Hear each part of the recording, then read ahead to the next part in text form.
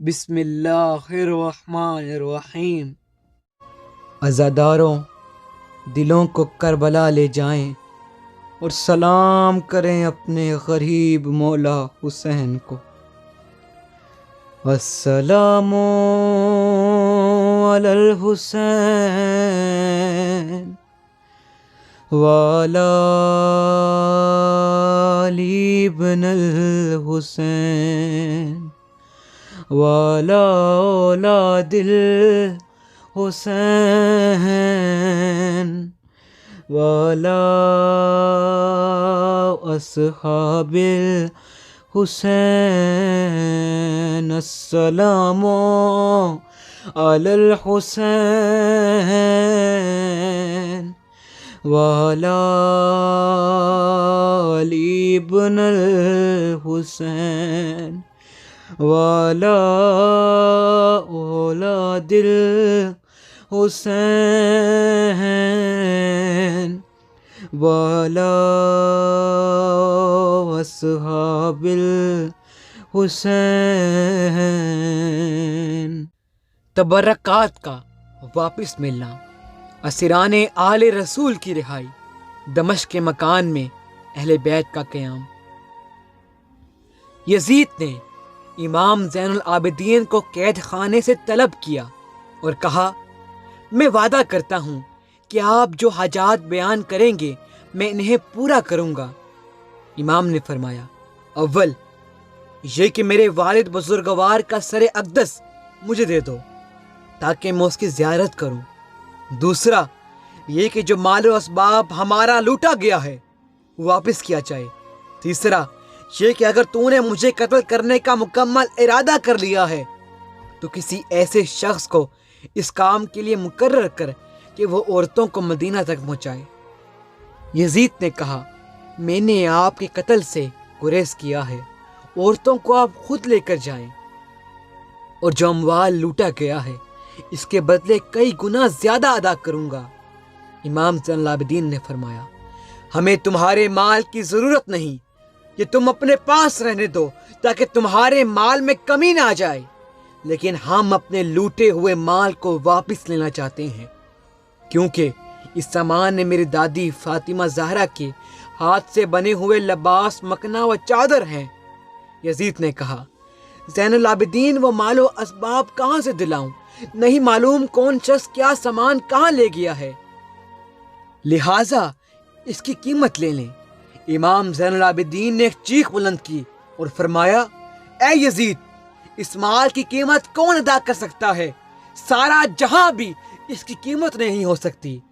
یزید نے کہا، اس سامان میں کون سی ایسی چیز ہے جس کی قیمت سارا جہاں نہیں ہو سکتا؟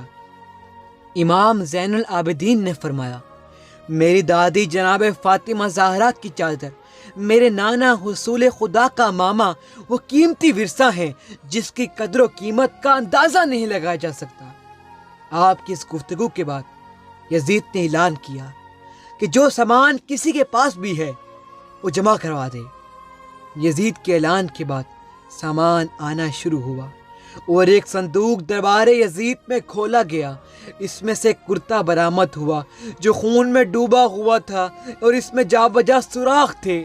ایک کرتا دیکھ کر یزید نے جناب زین العابدین سے کہا، یہ کس کا کرتا ہے؟ امام زین العابدین نے چیخ مار کر کہا، یہ میرے مظلوم بابا حسین کا کرتا ہے جو بعد شہادت ان کے جسم منور سے اتار لیا گیا۔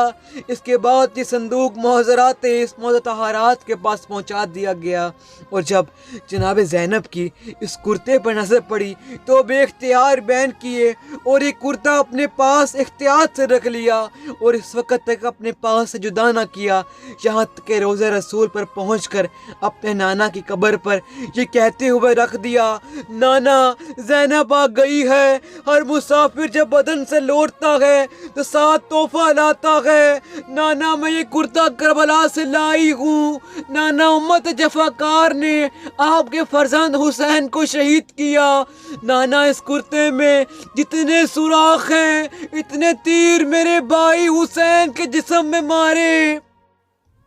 اور جب یزید ہر طرح کے ظلم اہل بیت اطہار پر کر چکا تو اس نے محسوس کیا کہ مزید ظلم ممکن نہیں، اس لیے کہ حالات تیزی سے بدل رہے تھے اور لوگوں کے دلوں میں یزید کے خلاف نفرت بہت بڑھ چکی تھی۔ اس لیے یزید کو خوف تھا کہ کہیں لوگ اس کے خلاف نہ اٹھ کھڑے ہوں اور اس کی حکومت جاتی رہے۔ لہٰذا طویل مدت تک قید خانے میں رکھنے کے بعد اہل بیت کو رہائی ملی۔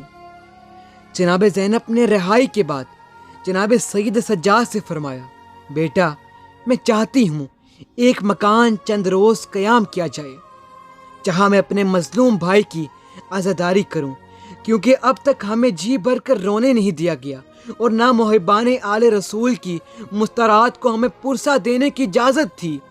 لہٰذا اس مکان میں ہم اپنے بھائی عزیز و قارب کا غم منائیں گے۔ جس مکان میں اہل بیت رسول نے قیام کیا وہاں سیاہ پرچم لگا دیے گئے اور شام کی عورتوں کو اس بات کی اجازت تھی کہ وہ مولا حسین کا پرسہ دیں۔ لہٰذا بڑی تعداد میں مرد، عورت اور بچے عزاداری سید الشہداء میں شریک ہوئے تھے۔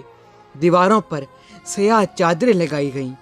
ہر بیوی جو پرسہ دینے آتی تھی سیدانیوں سے گلے مل کر روتی تھی۔ جناب زینب کو تمام مستورات پرسہ دیتی تھی، اور جب جناب زینب واقعات کربلا بیان فرماتی تھی تو دل پاش پاش ہو جاتے تھے اور آنکھوں سے آنسو نکلتے تھے۔ دمشق میں کوئی قریشی عورت ایسی نہ تھی جو سوگوار نہ ہو اور اہل بیت کے پاس پرسہ دینے کے لیے نہ آئی ہو۔ اس مکان میں دنوں رات گریہ و ماتم کی آوازیں بلند تھیں۔ عورتیں اپنے عزیز و قارب کو یاد کر کے روتی تھیں اور مصائب اس طرح بیان کرتی تھی کہ سننے والوں کے دل پاش پاش ہو جاتے تھے۔ معذرات عصمت و طہارات جتنے دن بھی انہوں نے مکان میں گزارے، ان کے پیش نظر گریہ و ماتم کے سوا کوئی اور امر نہ تھا۔ ابھی نخف کے موافق اس مکان میں آ کر عورتیں امام حسین کے نوحہ ماتم میں مشغول ہو گئیں۔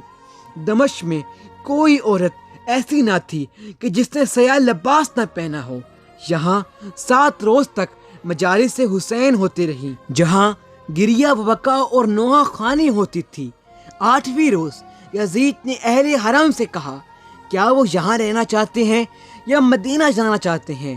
اہل حرم نے مدینہ جانے کا ارادہ ظاہر کیا۔ اس کے بعد کافی رقم دے کر یزید نے کہا یہ رقم حسین کے قتل کے عوض ہے۔ حضرت ام کلثوم نے فرمایا اے یزید تو کتنا سنگ دل ہے کہ میرے بھائی کو قتل کر کر مجھے یہ رقم دے رہا ہے، خدا کی قسم یہ ممکن نہیں۔ آپ نے رقم لینے سے انکار کر دیا۔ اس کے بعد کربلا میں لوٹا ہوا سامان اہل بیت کو واپس کیا گیا۔